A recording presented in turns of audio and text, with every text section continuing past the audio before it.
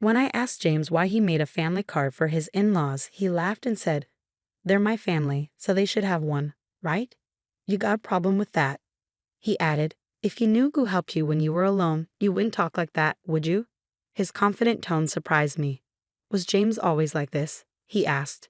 "If you're grateful, you should do more for my family. Then you'll be part of it. Until then, you're like you're on a trial." I never heard of a trial in marriage before. James explained. I was silent. "It means you're not fully part of the family yet. If you don't like it, you can leave any time. For now, our family is just the six of us." I was shocked. So I canceled our shared credit cards and moved out right away. "Hi, I'm Olivia Cook, and I'm 30 years old. I draw pictures for a living, working from home as a freelancer. Before that, I used to design stuff for a big ad company, but I started doing my own thing about 5 years ago when I got married. My folks passed away in a crash when I was little, so my grandparents raised me.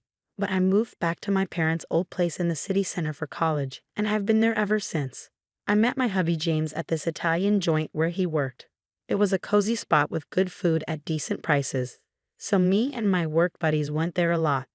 James, the charming waiter, caught everyone's eye, including mine. He was quite the looker. The manager even joked that some folks came just to see him, and I totally got why. Can't deny, I was a bit of a fan myself. He had this cool vibe that really stood out. We grew closer pretty fast, and before we knew it, folks were calling us a couple. Surprisingly, we ended up tying the knot. I don't remember much from that time. It's like I was in a bit of a fog.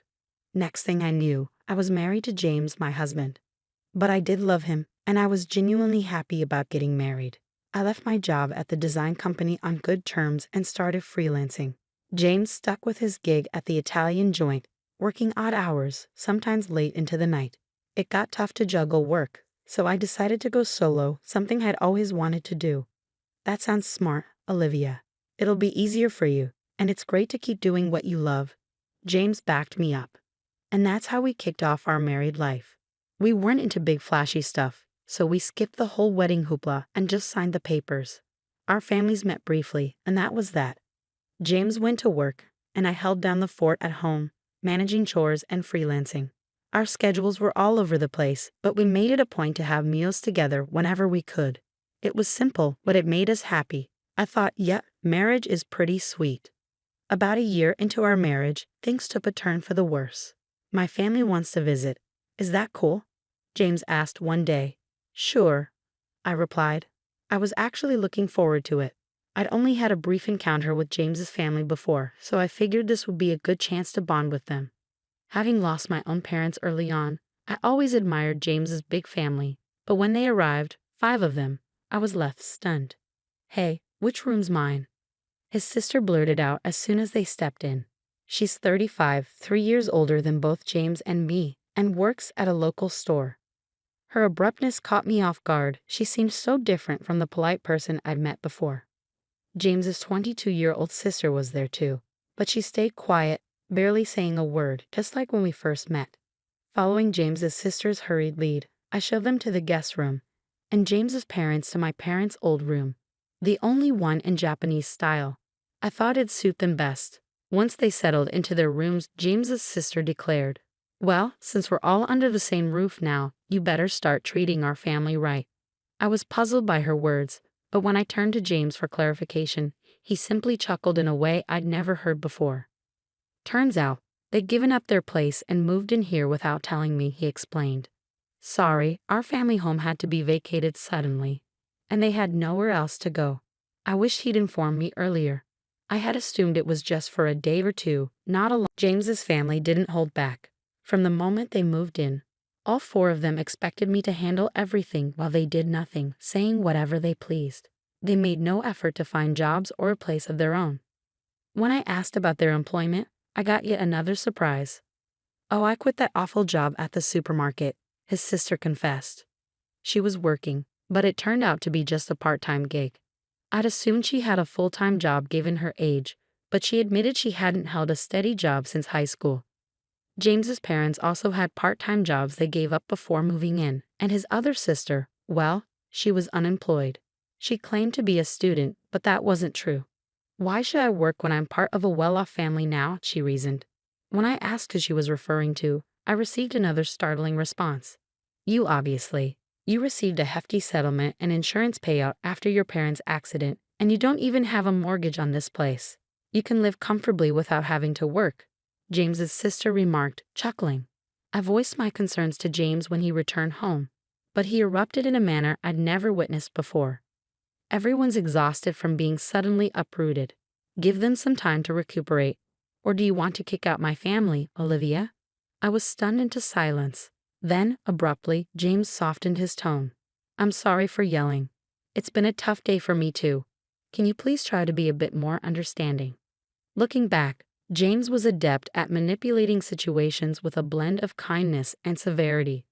But in that moment, I failed to see it, agreeing to endure a bit longer.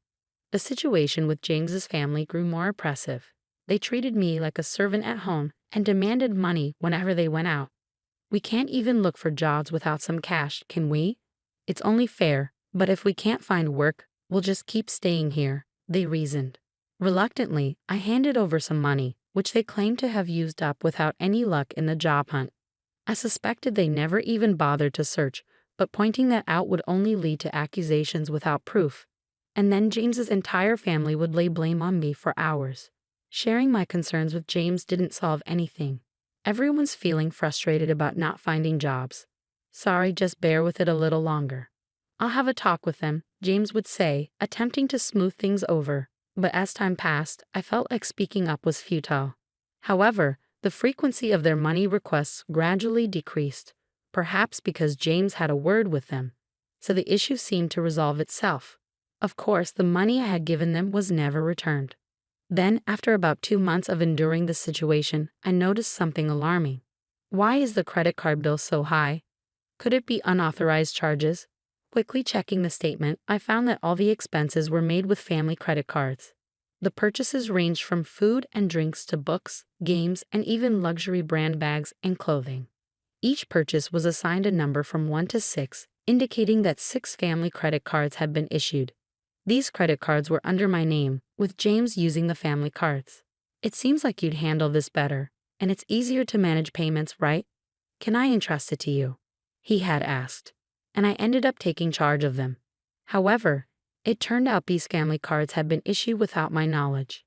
James's family stopped requesting money because they could now make credit card payments and withdraw cash.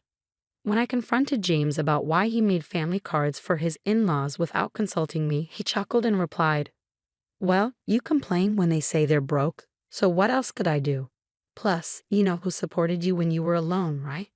Can you really speak like that to the important family of your benefactor? His bold tone left me speechless, unlike anything I'd heard before.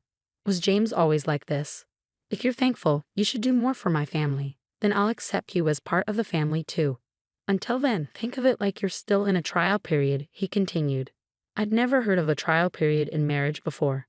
Seeing my silence, James pushed on. This means you're not officially part of the family yet. If you're not okay with it, you're free to leave anytime. Right now, it's just the 5 of us in our family. Useless freeloaders. Leave, he concluded. That's when I realized James's true character. I felt like all the color drained from my face. Stunned, I contemplated divorcing James. In fact, I began questioning why I even married him in the first place. At first, I was drawn to him simply because he was attractive, like many other women. I was infatuated with his looks without any real reason. Then, on one occasion when I went to the restroom, James approached me. You seem different, Olivia. Kind of mysterious. Sorry, I shouldn't say that to a customer, he said. I was taken aback but intrigued, and I found myself paying more attention to him over time.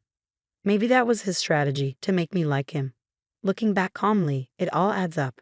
I remember once a colleague joked that I was a wealthy lady living alone in a condo, and it was after that James started chatting with me, perhaps because he was interested in my wealth and condo. Honestly, James wasn't exactly my type, to put it nicely. He was more modern, if I'm being blunt. He seemed a bit superficial. I preferred mature men who spoke softly and seriously. Yet, somehow, I ended up falling for James. I always found that perplexing, considering he was the typical handsome guy who could easily charm a woman, especially someone like me, who was new to the working world and not accustomed to men. I fell for his tricks and ended up marrying him. Thinking about it now left me feeling frustrated and ashamed. I wanted to lash out and break things around the house, but I knew better than to act on that impulse. Instead, I resolved to seek revenge. To accomplish that, I had to endure this situation a while longer, much like James manipulated me. My plan was to gain control over his entire family. The condo we lived in was purchased by my father with a mortgage shortly after I was born.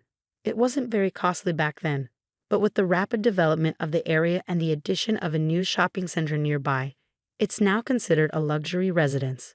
My parents, hopeful for more children, invested in a spacious condo. That's why there's enough space, even with James's family moving in. However, despite its ample size, having James's family around proved to be a nuisance for me, especially while working from home. I endured it solely for the sake of revenge. As James's sister pointed out, there's no mortgage payment for this condo. When I was 4, both of my parents tragically died in a car accident. They were returning from my paternal grandfather's funeral when they collided with a speeding car on the freeway. I was supposed to accompany them that day, but I had caught the flu that was circulating and had a high fever. Consequently, my maternal grandparents came to the condo where we resided with my parents to care for me, leaving me as the sole survivor. The mortgage payments were covered by the group credit life insurance, so the only housing costs I incurred were the management fees and property taxes. Upon seeing the amount, James proposed contributing just a bit more than that to our household expenses. Since there's no mortgage, if I pitch in that much, we should be able to manage with Olivia's income, right? We'll each use our own earnings for personal expenses. Sounds fair, doesn't it? He suggested. I agreed, thinking perhaps he had a point. Until then, I had been solely responsible for all expenses, so I believed his contribution would alleviate some of my burden. Looking back, it was naive of me, but at the time, I was blinded by my love for James and simply went along with whatever he proposed. James likely sees himself as the head of the household and the one providing for me, which is why he can so casually refer to me as a parasite. However, the reality was starkly different. I was the one footing most of the bills, covering expenses like utilities, groceries, social outings, and entertainment. Now, with 5 additional dependents in the household, managing with just my income was becoming impossible. I was eager to rid myself of this burden as soon as possible, but I feigned ignorance and endured it. Gritting my teeth, I watched as James's family freely indulged in shopping sprees, reminding myself that I would have the last laugh. Then, 5 months after making the decision to divorce, the moment to take action finally arrived. I'm exhausted. It's time to make a choice. It's either me or your family, I told James, presenting him with an ultimatum. He was taken aback, but I pressed on without hesitation. None of your family members lift a finger to help around the house. They just dump all their chores on me. You know I work from home. I'm not idly passing the time. Yet they treat me like a freeloader and belittle me, claiming you're the one supporting me. I've had enough. I cried as I confronted James. His response was a smirk. Then you should leave. Didn't I warn you before? You're not truly part of this family yet. Giving up now means you haven't earned your place in it, he retorted.